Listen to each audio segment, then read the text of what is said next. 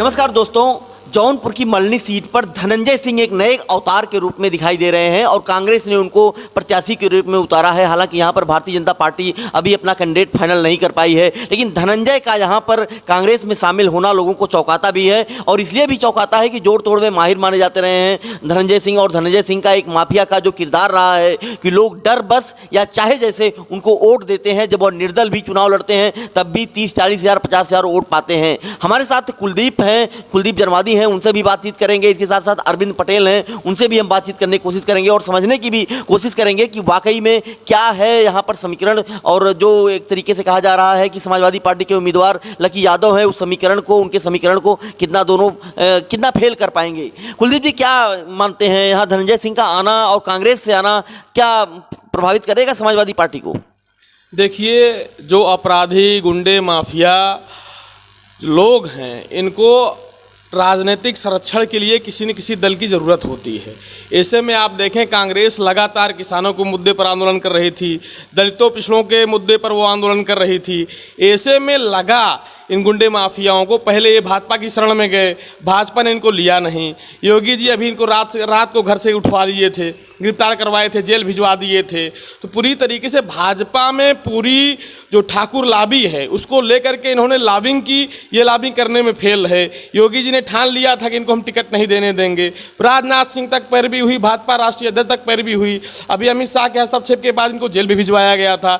ऐसे में भाजपा में फेल होने के बाद सपा में एडजस्ट हो नहीं सकते हैं, बसपा में एडजस्ट हो नहीं सकते हैं। ऐसे में एक ही दल बचा था कांग्रेस, जिसको लेकर के ये राजनीतिक संरक्षण अपना ढूंढ रहे हैं, पनाह ढूंढ रहे हैं। ऐसे में कांग्रेस के खेमे में गए हैं। मैं आपको बता देना चाहता हूं, मल्हनी विधानसभा सीट पर इनका कांग्रेस के सिंबल पे लड़ने से कोई बड़ा प्रभाव पड़ने नहीं जा रहा है। यहाँ की जनता पूरी तरीके से भाजपा सरकार में दलित पिछड़े अल्पसंख्यक समाज के जो लोग हैं वो त्रस्त हैं।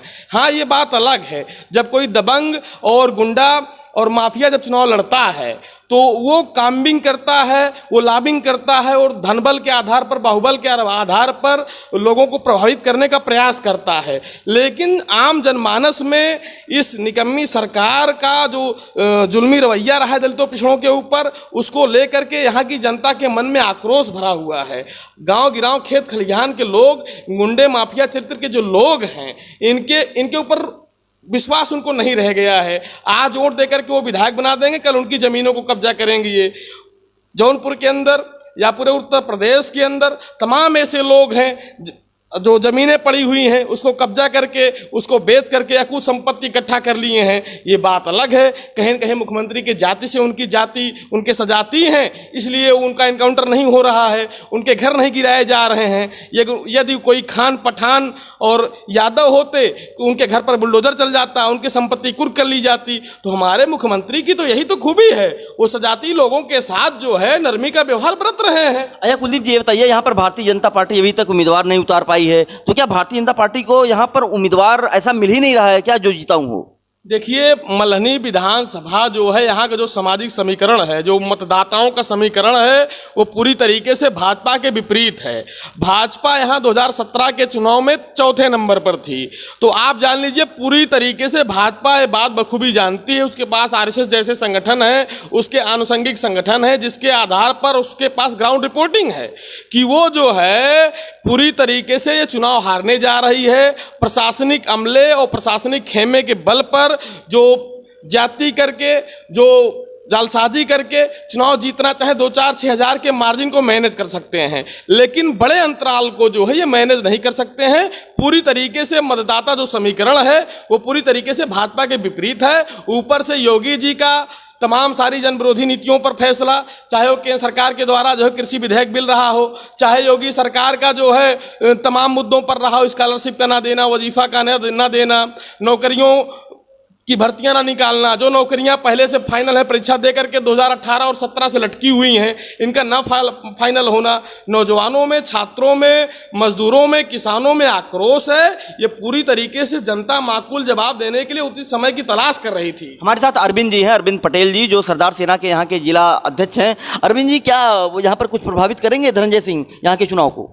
अगर धनंजय सिंह चुनाव लड़ रहे हैं यहाँ, जिसे कांग्रेस से आए हैं, हमारे जानने में जब से मैं मल्हनी, मतलब पहले हमारा ये विधानसभा रारी के नाम से जाना जाता था और कई बार से हम लोग विधायकी और सांसदी में वोट दिए हैं, लेकिन कांग्रेस आज तक यहाँ जीती नहीं है। मल्लनी जो विधानसभा है, रारी था पहले, तो कांग्रेस जीती नहीं है। ऐसे में हमें लगता है कि वो कांग्रेस से लड़ने से उनको कोई लाभ मिलने वाला नहीं है, और अगर प्रभावित करने की बात है तो भाजपा को ही प्रभावित करेंगे और किसी को कोई प्रभावित नहीं पड़ेगा। भारतीय जनता पार्टी यहाँ पर अभी तक उम्मीदवार नहीं उतार पाई है, आप क्या वजह मान रहे हैं? अब वो उनकी संगठन और उनके पार्टी की बात है, और वो सर्च कर रहे हैं, रिसर्च कर रहे हैं कि किसको लड़ाया जाए कि मतलब सीट मिल जाए। लेकिन हमें तो नहीं लगता कि सीट उनको मिलेगा, क्योंकि इतना ये लोग जो किसानों के विरोध में काम किए, नौजवानों के विरोध में काम किए, छात्रों के विरोध में काम किए, इनको तो भुगतना होगा उपचुनाव में। तो क्या भारतीय जनता पार्टी को उपयुक्त उम्मीदवार नहीं मिल पा रहा है?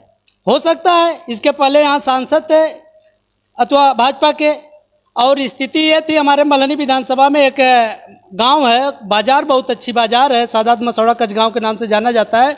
स्थिति ये है कि बरसात में वहाँ आप चले जाएंगे तो पैदल नहीं पार हो सकते, जूता उता तो हमें लगता है हाथ में ही लेके जाना होगा। और हम लोग बराबर हम मांग कर रहे हैं कि अगर रोड नहीं तो वोट नहीं, हम लोग बहिष्कार करेंगे। और जब भी कोई आ रहा है हम लोगों से संपर्क करने की वोट के लिए, तो हम सीधा उनसे एक ही मुद्दा रख रहे हैं, भैया कचगांव का रोड आप बना दीजिए, वोट लेके जाइए। ठीक है अरविंद जी, धन्यवाद। तो अब देखिए, सवाल यह है कि कांग्रेस ने जिस तरीके से प्रत्याशी उतारा है, और कहा जा सकता है कि ऐसा प्रत्याशी उतारा है जो दबंग है, माफिया है, और यही नहीं, यह भी कहा जाता रहा है कि जिस पार्टी में टिकट पा जाते हैं धनंजय सिंह, वहाँ से चुनाव लड़ जाते हैं, चाहे वह बसपा हो, और इसके पहले भाजपा में भी कहा जा रहा है कि वह चुनाव लड़ना चाह रहे थे, टिकट की मांग कर रहे थे, निर्दल कैंडिडेट के रूप में चुनाव लड़ ही चुके थे। लेकिन अब कांग्रेस सबसे कमज़ोर पार्टी है वर्तमान में पूरे प्रदेश में, और यह भी कहा जा रहा है कि कांग्रेस प्रत्याशी खोज रही थी, ऐसे में धनंजय के हाथ में कांग्रेस लग गई, और कांग्रेस ने धनंजय सिंह पर अपना प्रत्याशी होने का भाग्य भी आजमाया है, प्रत्याशी के रूप में उतारा भी है। असली सवाल यही है कि क्या धनंजय यहाँ से चुनाव जीत पाएंगे? ऐसा इसलिए कि धनंजय यहाँ से जब भी चुनाव लड़े हैं ज़्यादातर तो निर्दल के रूप में प्रत्याशी रहे हैं विधानसभा में, और उनको हार का सामना करना पड़ा है, 40-50 हज़ार वोट मिला है। अब कांग्रेस का जो वोट है वह उनको मिल पाता है, और कांग्रेस यहाँ पर जो कहा जा रहा है कि मर चुकी पार्टी है, वह जिंदा हो पाती है या नहीं हो पाती है, या यहाँ पर मल्लनी सीट के मतदाता तय करेंगे। फर्क इंडिया के लिए अखिलेश किशमोहन।